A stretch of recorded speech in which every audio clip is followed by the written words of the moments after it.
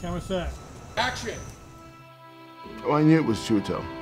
I've been watching him for a long, long time. And I always felt that he was able to sort of reach that kind of performance. And I knew that he could do it. I was born a free man. Can I get a kiss, please? Thank you. Until the day I was kidnapped and sold into slavery.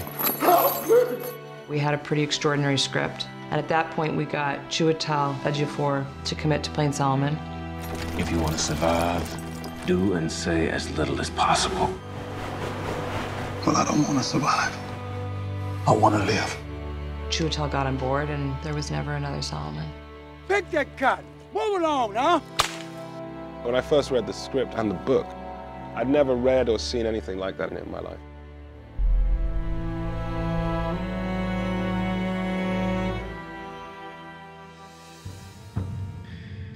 The book as a template is so useful as a way of trying to understand this character in this time. Master brought you here to work. I don't want to hear a word out of none of you. Once you read Solomon's autobiography, it puts you in a certain mindset where you start to get a little glimpse into what he's going through and what he is seeing. I originate from Canada. I guess where that is. Well, I know where Canada is. I've been there myself. Well, travel for a slave. Once I started to see that, to really feel what that emotional journey would mean for someone, it's impossible to kind of lose it. It's something that has really penetrated me. Went down to the river Jordan. Going to the plantations in the South and being in places where some of these things occurred. And that burning heat, the violence that he sees occur. You do get a glimpse of what the day-to-day must have been like. It's quite a thing.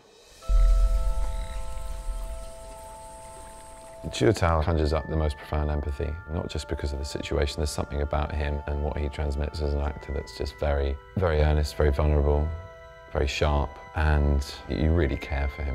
Working with Chiwetel, who's very experienced and a great actor, been a fan of his work for a long time. So bright and so just ready. It's kind of incredible. The confidence and poise and prep is really impressive. He allowed the rest of us to have that same kind of work ethic. Let's go about this with an efficiency and a sense of duty. My back is thick with scars for protesting my freedom. Watching Chiwetel was, to me, a masterclass in subtlety and in nuance, because he did have this 12 years of his story to tell, and starting in one place, and I was able to see all of it just alive in him. You can't imagine how difficult it was to do what he had to do. He's in every scene. Emotionally, as an actor, it's a rigorous workout. I worked with a dialect coach and strove to indicate the passage of 12 years to the hair, makeup, voice, physicality. He became very much in depth into Solomon, and that was impressive to see. Days ago, I was with my family, in my home.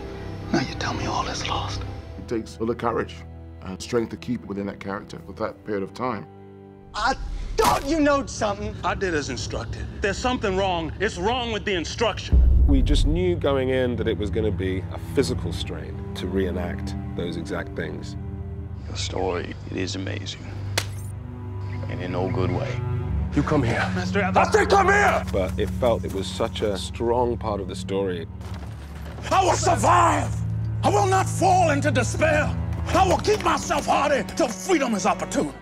It was tough sort of emotionally and physically, but every day there was a sense of really connecting to Solomon and his story.